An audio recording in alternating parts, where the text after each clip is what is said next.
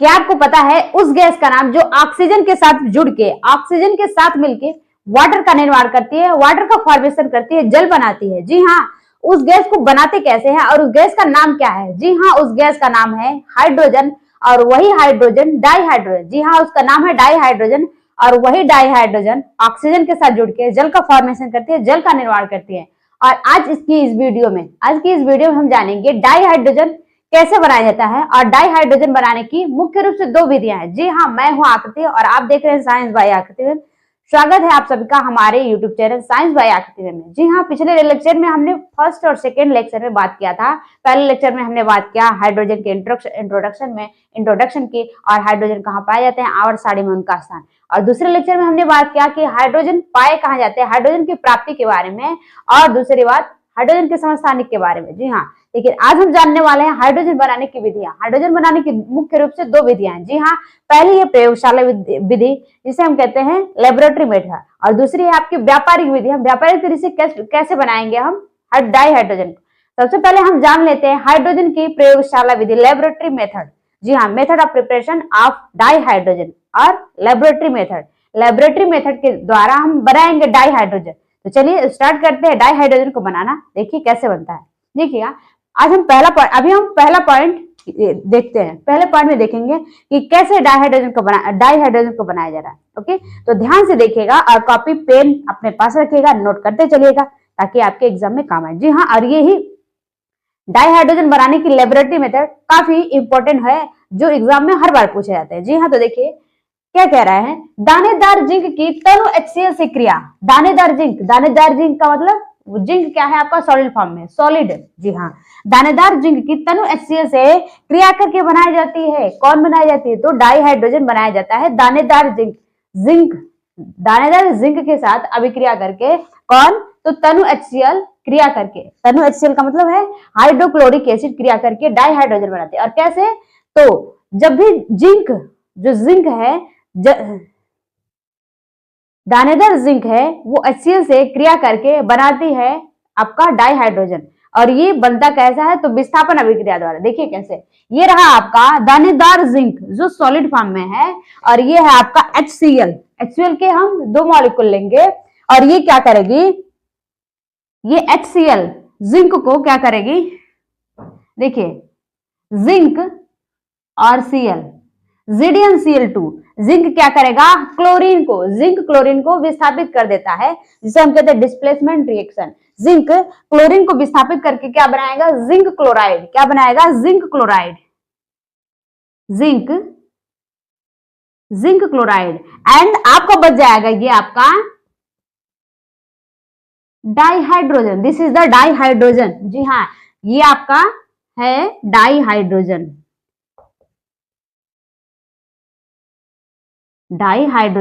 तो ये था आपका पहला मेथड। दानेदार जिंक के साथ हमने तनु HCl से क्रिया करा के विस्थापन विधि द्वारा हमने बनाया डाइहाइड्रोजन। आई होप आपको समझ में आया। देखिए, आप नोट डाउन कर सकते हैं। और हाँ, वीडियो पसंद आए तो वीडियो को लाइक करें, चैनल को सब्सक्राइब करें, और अपने दोस्तों को भी शेयर करना ना भूलें। ओके, देखिए अब नेक्स्ट मेथड देखते हैं, दूसरा कैसे बनाएंगे। दूसरी बार हम डाइहाइड्रोजन को कैसे बनाते हैं। देखिए दूसरा मेथड क्या कह रहा है, दूसरा लेबोरेटरी मेथड क्या कहता है, जिंक धातु की जलीय क्षार, जिंक धातु लेंगे और उसकी अभिक्रिया हम कराएंगे जलीय क्षार के साथ, यानी कि एक्वस मीडियम में इस जिंक की अभिक्रिया कराएंगे तो हमें क्या मिलेगा? डाइहाइड्रोजन। देखिए कैसे, ये रहा आपका जिंक और ये क्या है? सॉलिड फॉर्म में। जी हाँ, और ये रहा आपका 2 जलीय क्षार कह रहा है, जलीय क्षार यानी कि हम क्या लेंगे? सोडियम हाइड्रोक्साइड NaOH, और इसकी अभिक्रिया हम करा देंगे तो बनेगा क्या आपका? Zn। देखिए हमने क्या किया, जिंक धातु को लिया और जिंक धातु की अभिक्रिया हमने किसके साथ कराया? जलीय क्षार, यानी कि क्षार क्या है? एक्वस मीडियम में क्षार को लेंगे, और कौन सा क्षार रहेगा? Sodium hydroxide. क्या रहेगा? Sodium hydroxide. इसके साथ अगर आप चाहें तो कैल्शियम हाइड्रोक्साइड भी ले सकते हैं, कुछ भी ले सकते हैं। कैल्शियम हाइड्रोक्साइड ले सकते हैं, पोटेशियम हाइड्रोक्साइड ले सकते हैं, कुछ भी ले सकते हैं। लेकिन हमने क्या लिया है? सोडियम हाइड्रोक्साइड के साथ अभिक्रिया कराएंगे, और सोडियम हाइड्रोक्साइड के 2 मॉलिक्यूल लेंगे, सोडियम जिंकेट बनेगा। देखिए कैसे, Na2 यहाँ पे 2 सोडियम है और 2 सोडियम का हमने यू लिख दिया है, Na2, ठीक है। अब बचेगा आपका O2 बचेगा और H2 बचेगा। तो यहाँ से एक Zn Na2 Zn और इसमें से 2 ऑक्सीजन, तो क्या हो गया, सोडियम जिंकेट बनाता है। और बचेगा इसमें से क्या, आपका डाइहाइड्रोजन H2 बचेगा। ये रहा आपका H2 यानी कि डाइहाइड्रोजन। तो ये रहा आपका डाइहाइड्रोजन जिसे हमें प्राप्त करना था, बनाना था। कैसे बना आपका, जिंक धातु की अभिक्रिया हम कराएंगे जलीय क्षार के साथ, और जब जलीय क्षार के 2 मॉलिक्यूल लेंगे तो इससे क्या बनेगा, जलीय क्षार के साथ सोडियम जिंकेट बनेगा और सोडियम जिंकेट के साथ हमारा डाइहाइड्रोजन बनके तैयार हो जाएगा। तो ये था आपका दूसरा मेथड। ओके, चाहे तो आप इसे नोट डाउन कर सकते हैं कॉपी में, ठीक है। इसे आप लिख सकते हैं सोडियम हाइड्रोक्साइड,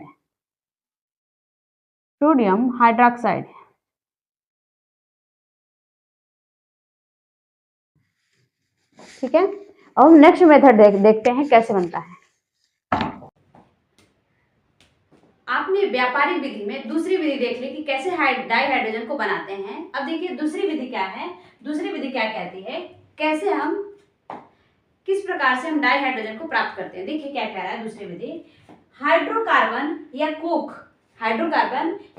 की उच्च ताप एवं उत्प्रेरक की उपस्थिति में क्या करना है, हाइड्रोकार्बन लेंगे या कोक लेंगे, कोक को उच्च ताप पर क्या करना है, उत्प्रेरक की उपस्थिति में हाइड्रोकार्बन या कोक, उसको हम उच्च ताप पर किसी उत्प्रेरक की उपस्थिति में, उत्प्रेरक कुछ भी हो सकता है, जैसे हमने यहाँ पे लिया है, क्या लिया है, निकिल, उत्प्रेरक जैसे निकिल की उपस्थिति में भाप से विक्रिया कराना है। भाप क्या होता है, वाटर का ही फॉर्म होता है भाप, यानी कि हाइड्रोकार्बन या कोक को हम उच्च ताप पर किसी उत्प्रेरक की उपस्थिति में हम भाप से जब अभिक्रिया कराते हैं तो हमें प्राप्त होता है डाइहाइड्रोजन। क्या प्राप्त होता है, डाइहाइड्रोजन। कैसे, देखिए सबसे पहले ये रहा आपका हाइड्रोकार्बन, ठीक है, ये हाइड्रोकार्बन CnH2n+2, ठीक है, और ये रहा आपका H2O यानी कि वाटर है। यहाँ पे वाटर की कितना मॉलिक्यूल ले सकते हैं आप। ओके, n बराबर होता है संख्या, कार्बन की संख्या, n बराबर होता है नंबर, ठीक है। तो जब हम हाइड्रोकार्बन की अभिक्रिया भाप यानी कि जल से कराएंगे, वाष्प से कराएंगे, तो हमें क्या प्राप्त होता है, डाइहाइड्रोजन। देख सकते हैं आप डाइहाइड्रोजन। ओके, देखिए उदाहरण की हम बात करें तो ये हाइड्रोकार्बन मेथेन, और मेथेन की अभिक्रिया हमने किससे कराया, वाटर यानी कि गैस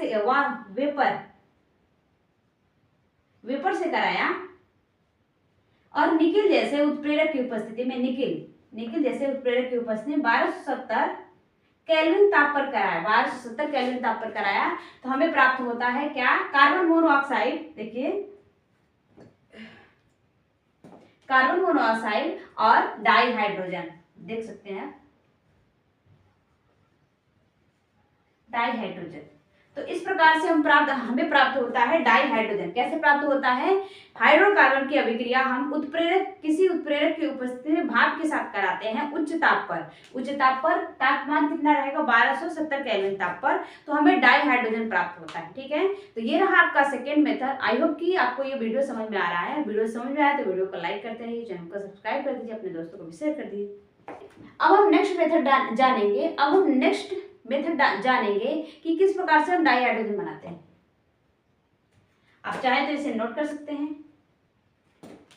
देखिए तीसरी व्यापारिक विधि क्या कहती है, समझिएगा ध्यान से। क्या है तीसरी व्यापारिक विधि, जिसके माध्यम से हम डाइहाइड्रोजन बनाते हैं। मेरे प्यारे बच्चों देखिएगा, देखिए होता क्या है, सबसे पहले मैंने आपको बताया है कि सिन गैस क्या होता है। सिन गैस कार्बन मोनोऑक्साइड और डाइहाइड्रोजन का क्या होता है, मिश्रण होता है। सिन गैस कार्बन मोनोऑक्साइड और हाइड्रोजन गैस का मिश्रण होता है।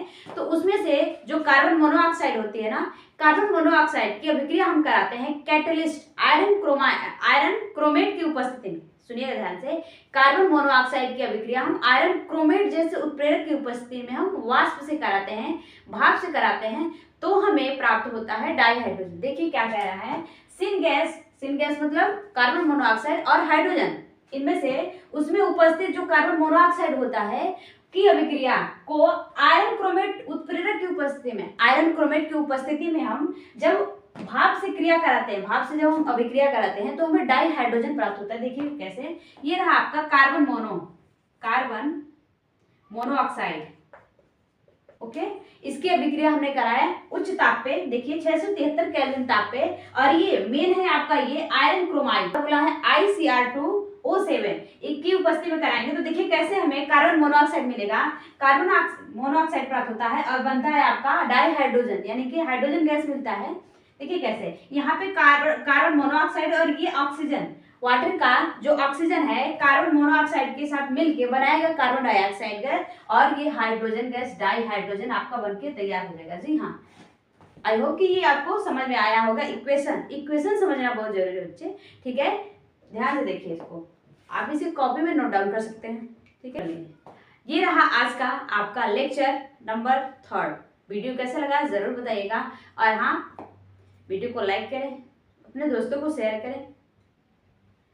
यहाँ पे आपको मिलता है सरल भाषा में केमिस्ट्री सीखना। यहाँ पे केमिस्ट्री को आसान भाषा में सिखाया जाता है, इसलिए अगर आपको केमिस्ट्री सीखनी है तो हमारे चैनल साइंस बाय आकृति को सब्सक्राइब करना ना भूलें। ओके, और ऐसी रोजाना वीडियोस देखने के लिए बेल आइकन को दबाना ना भूलें। ओके, मिलते हैं नेक्स्ट वीडियो में, तब तक के लिए bye bye, thank you, signing of.